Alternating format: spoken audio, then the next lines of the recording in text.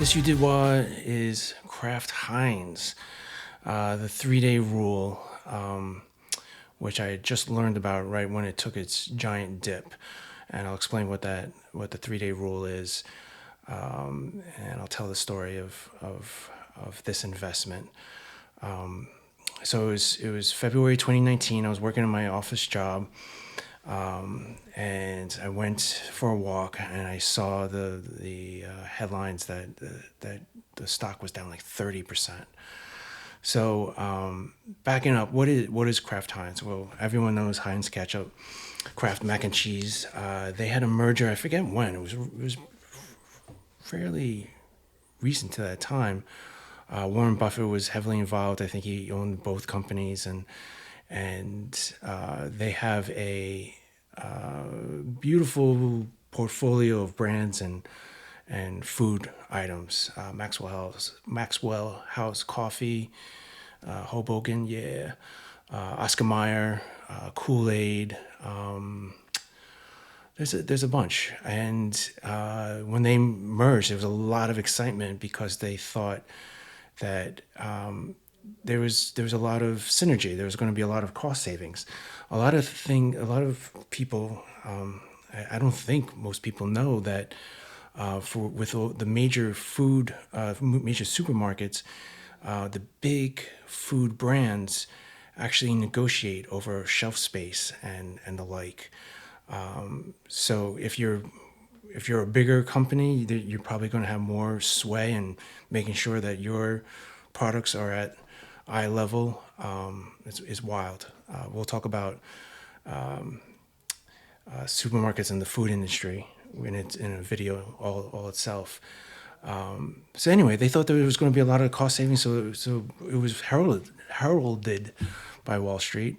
But then this day, I forget what day it was, but it was like a full boat of bad news. They were cutting their dividend. They were writing down the value of their brands, saying that they were appraising it for a little bit too much on their books.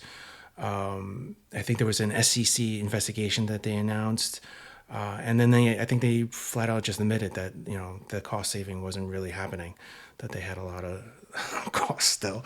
So I saw this, and I just learned about the 3-day rule.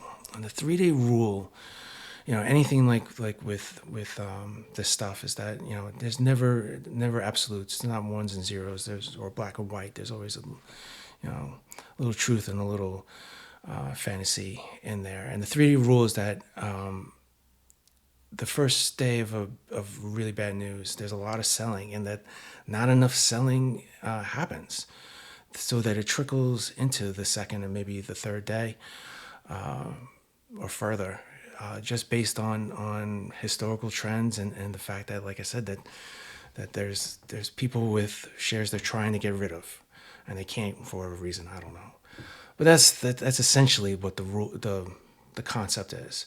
So I waited a couple of days, and I think I bought it at 31 or 32, something like that. And I'm not ashamed of it. I thought that was a good investment. I made money. I kept it for a few years. I think I still hold a few shares here and there. We'll look at the chart. It really does trade within a channel, but channels actually I trade Dow Chemical in a channel. So like I set a minimum where I buy, and then I set a target that I sell. And that'll be a whole you did what on its own, with Dow Chemical, and how you can employ that strategy with certain stocks that seem like they stay in a channel. But that's the 3-day rule. 3-day rule. I mean, it's like I always think of it like I've called Wall Street a very emotional, let's just say, the teenager. Remember when you had your high school sweetheart, and you would have a fight, and it was the end of the world. I never want to see you again. And then a day, 2 days later, and she or he is inviting you back into the house. it's kind of like the 3-day rule. I find it a little bit of a. I like when you buy these stocks that offer a little bit of a dividend. It actually has a nice dividend. I think it's around 4%. And every time I went to the supermarket, and I, unfortunately, I mean, I don't know, fortunately, whatever, I am a fan of Heinz ketchup. I've tried Hunt's. It's, I don't know.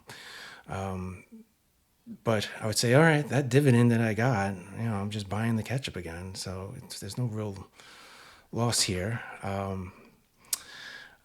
So I found it fun. So that's the 3-day rule. I mean, another thing that like a lot of people saying on Wall Street is something like that is like trying to catch a knife. Most times if you're trying to catch a knife, you'll hit the blade and you'll cut yourself. So don't try to catch the knife is what they're saying. The 3-day rule is I don't know, it kind of puts that knife falling in a little bit of slow motion or something like that, where you can grab onto the handle. So that's this. So what's the takeaway? The takeaway is the 3-day rule. The takeaway is also like, I thought there was an overreaction from Wall Street. And then another thing to just keep in mind when we're talking about, the food space and stocks like this, a whole video will be about how you build a portfolio of your own, where you're in different sectors. But Kraft Heinz 2019. It was something where everyone thought there was going to be a recession. I mean, you had COVID, but I thought it was a nice play on having exposure to stocks that should do well in a recession. They offered less quality but cheaper prices. And I thought they were going to do well with that. It's like I've heard a rumor of Magic Johnson, nothing age related. Magic Johnson is very successful. He's a businessman. He's in all kinds of things. But I remember early on hearing that Magic Johnson had like 80 Starbucks and Burger Kings, and he said something to the effect of well, in good times the Starbucks is going to do well, and in bad times the Burger King is going to do well because it's cheaper, and that's a good sentiment to have with portfolio building. But that's Kraft Heinz. Takeaway: 3-day rule, selling, emotional Wall Street, finding that dip, and not being so quick to pull the trigger. Give it some time. Wall Street is a little emotional with their reactions as well. So it can help you better catch the knife.